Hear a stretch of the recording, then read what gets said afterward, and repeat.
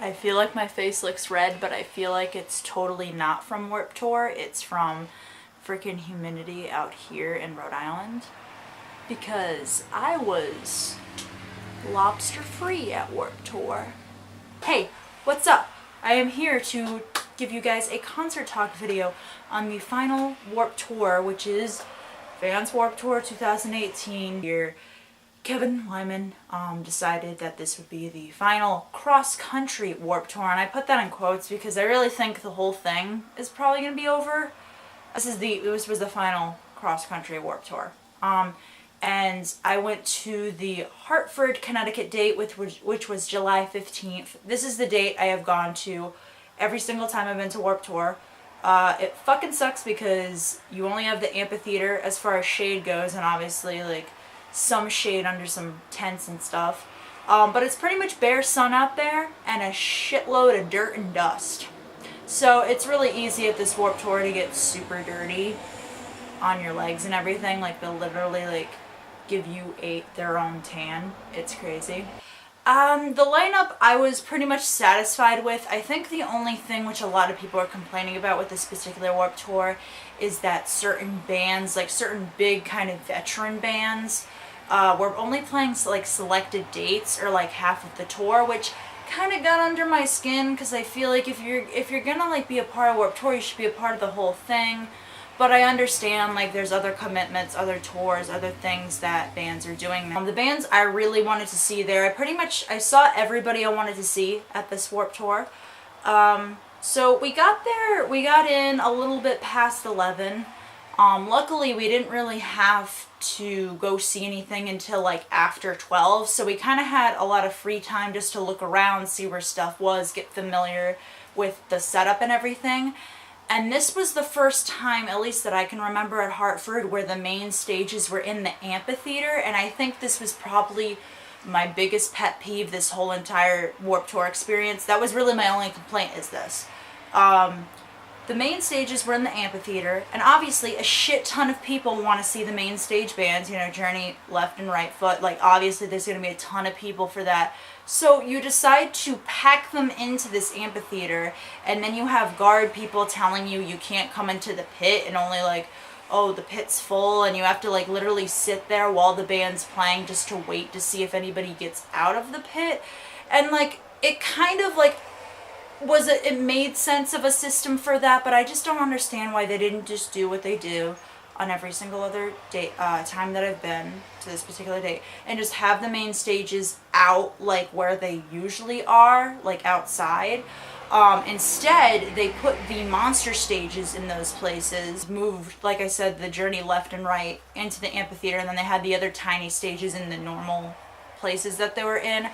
But I thought that was really weird, and I didn't really like it. I don't like the idea of how you had to like pack everybody into the amphitheater. I kind of get it, but at the same time, I just thought the regulations and stuff were stupid for it. Because it made it difficult for you to really get a good view unless you were actually in the pit. It's kind of annoying. But aside from that, the first band that me and my friend Lydia, who has pretty much gone with me every time, I brought her up a lot. First band we saw was Issues. They were kind of a band I could have done with or without seeing, but they were still really good. I saw them once before a couple of years ago with like All Time Low, Tonight Alive and stuff. So this was the first time seeing them, obviously without Michael Bone. The guitarist, who also was doing the other screams, did a pretty good job. I would say he was very similar to Michael's style. I think the band performed really well. Tyler Carter sounded fine. I'm not a really big fan of Issues just because they feel like a hardcore boy band to me. Just my opinion, but I still like a few songs. So they played a couple of good jams that I like Never Lose Your Flames, Mad at Myself. I think they played a little bit of King of Amarillo. Walls. I think it was like Blue Wall or Walls. Can't remember the name of that song. And the second band that we saw that day, hold on, let me look at the schedule. I also got a schedule, because if you don't go to Warped Tour and get one of these, they're only $2, and they're literally a lifesaver. And they're kind of cool just to keep over the years, because you can see like who played at what time. And like this time, I was actually smart and like circled. So yeah, we saw Issues. Second was Water Parks. Luckily, we still had like a little bit of extra time to kind of kill after issues, but we saw Water Parks, and I kind of gave them more of a chance after I would see like interviews of them, and I always thought like they were nice dudes, and like Austin, the lead vocalist, was like hilarious and kind of had this sarcastic asshole attitude to him that I really thought was funny. I was like, okay, give more of their music a chance, and there's a few songs by them I really like. My only issue with them is I feel like they have a hard time kind of deciphering from a pop band to a pop rock or pop punk band, whatever. They actually did pretty good live. For 3 people in the band, they were just super amped up, had a lot of energy, performed like a great show, and I feel like they didn't need anybody extra with like playing with them, like extra band members or anything. For 3 people, they really like rocked it, and like Austin was like crazy, did a bunch of spin moves. I think they really helped get the crowd going. They sounded pretty good as well, so can't really complain for the most part. Third band we saw was Every Time I Die, which was our first time being at one of the Monster stages. And this is the band I was the most excited to see live. I got into Every Time I Die recently this year, and I was just like, wow, these dudes like crush it as far as like hardcore, kind of hardcore punk goes. Their vocalist, who also writes the majority of the lyrics, also has like a very poetic way of like writing his lyrics and it's crazy because the music's like completely opposite kind of his style of writing, but it just blends really well together, and they have a really cool kind of special gritty raw sound about them, and they did not disappoint. Apparently we were one of their favorite sets of Warped Tour so far, which is really awesome. The pit was like rowdy as hell, ton of crowd surfing. We were like at the edge of the pit, so we kind of got to experience like obviously good moshing, bad moshing, etc. Keith, their vocalist, absolutely kills it as far as like singing and screaming goes with his performance. Everybody just sounded really tight, and their set list was very good. It had a good diversity of stuff on it, so they were definitely actually probably my favorite set of the day. After that, we caught This Wildlife, who was playing one of the main stages, and I've seen This Wildlife live before, and I love their first record a lot. Some of the new stuff they've come out with has been decent, but I wouldn't say as far as full albums go that they're breathtaking in any way. But I really think they're a very humble, talented band, and they sounded very sweet and crisp and chill live. So it was nice just to kind of relax to a set for a little bit with some acoustic music. Ice Nine Kills was the next band we got to see, which is at one of the Monster stages as well. This was a band not really into their music. I can appreciate the style and kind of this horror kind of vibe they go for with their music, almost like Motionless in White does. I'm not a huge fan of them. I will say their vocalist is probably pretty talented, and I liked the theme of having these horror movie characters they dressed up as part of their set. I thought that was really cool, but they were kind of just a band that I saw just because my friend really wanted to see their set, so we saw their set. Next was Motionless in White.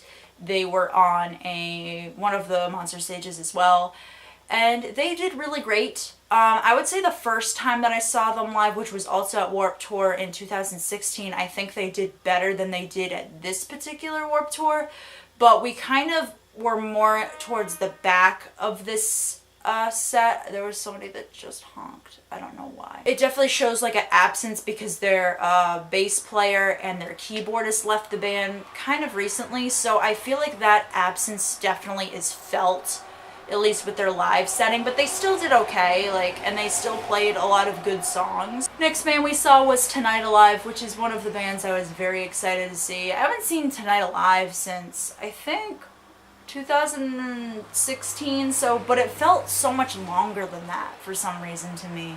But Tonight Alive, I've seen them live like 5 times now, I believe, and they always kill it, and like they have a very spiritual vibe with their sets, and Jenna McDougall is just such an empowered person that just loves everybody and like makes it clear that that's what Tonight Alive's about, and that's the characterism like of their band and everything. And I was also really excited to hear some of their new songs live because I did enjoy for the most part their latest record, Underworld. So I was excited to hear some of those songs play as well, and they did a good mix of, I would say, like they played like 2 older-ish songs and then played like more of the new stuff, and then like How Does It Feel off of Limitless. I would say for the most part it was a good set. Lonely Girl live is incredible.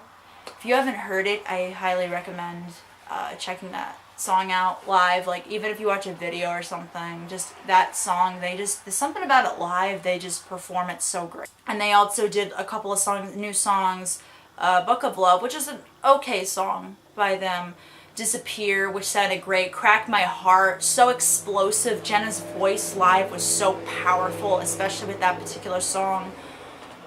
Temple, they also performed live, that sounded great. All of the new stuff they performed live was awesome. Here's kind of where we had a little bit of beef as far as the schedule goes. There was two bands playing pretty much the exact same time as each other, and that was around like 7 o'clock at night, like 7:30, and that was The Main and Senses Fail. And both of those bands I've seen live before, and I love both of them.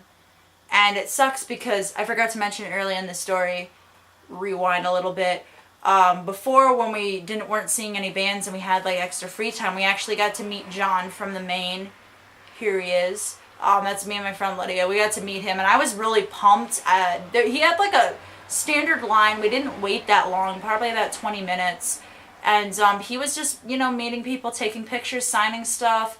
The line went pretty quick, and he was out there for quite a bit. And I was just really excited to meet him because I've seen The Main live. This will be, I think, 6 times now, maybe 5, I can't remember. But, and I have yet to meet John. I've met Pat twice, and he is a sweetheart. And I wish I got to say I met him also on this day. But I finally got to meet John, and he was a nice dude. We talked for a little bit, and he's like, come to our set at 7:30, and we're like, heck yeah, we're stoked for it. So at that time too, I felt like it was more of like paying respects to John, because we did tell him we were gonna go to his set and see his set, and we were thinking about like doing half and half, but in my opinion it was just not worth it, because Mayday Parade also played after all that, and they were playing in the main stage, so it kind of made sense just to stay in the area of the main stages. So with that being said, I am sorry to say I missed Senses Fail's set, and I was really excited for it, but I missed it. Very sad.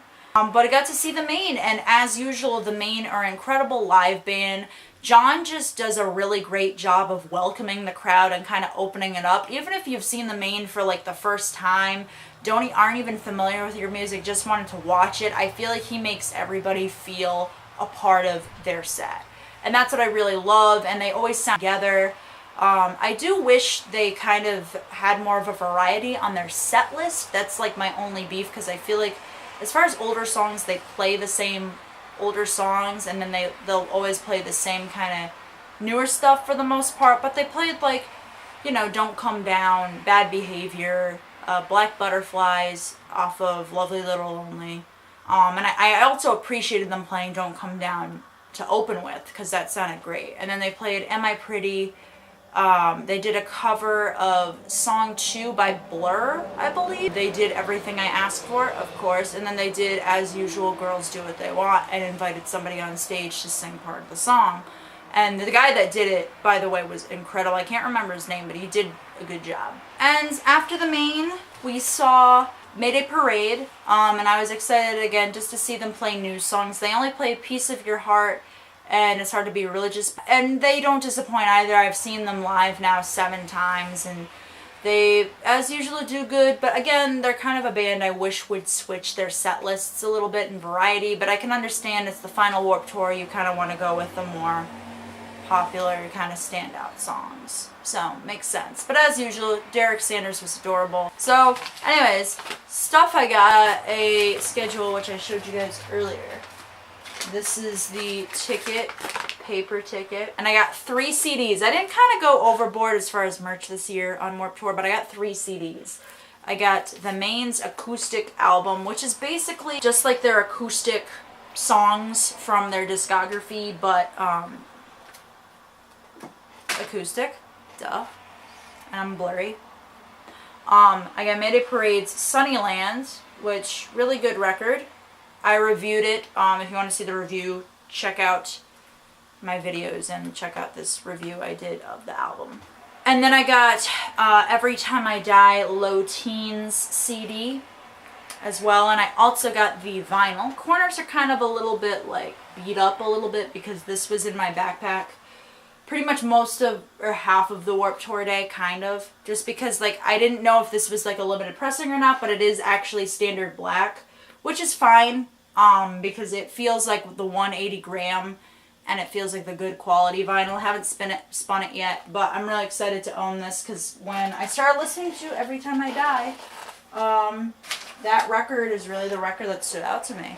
And then I got an Every Time I Die shirt, and it's got their, abbreviations, and then it says on the back, "Turn the world into the wild," which is one of their, like, deluxe songs off of Low Teens. I think it's like a deluxe song. It was a very successful Warped Tour. If you guys went to Warped Tour already, or you went to my date, let me know if you saw me. Let me know how you enjoyed the Hartford date. Let me know if you enjoyed the dates you went to before, if you went, or if you're going, what date are you going to, what bands you're going to see or saw, etc. Let's have a chat in the comments if you want to chat with me. Also subscribe if you want to see more music related content on this channel. Appreciate that. Give this video a like as usual. It's the button that looks like this particular thing down there. And as usual guys, stay brutal, stay tuned for more videos, and see you guys later.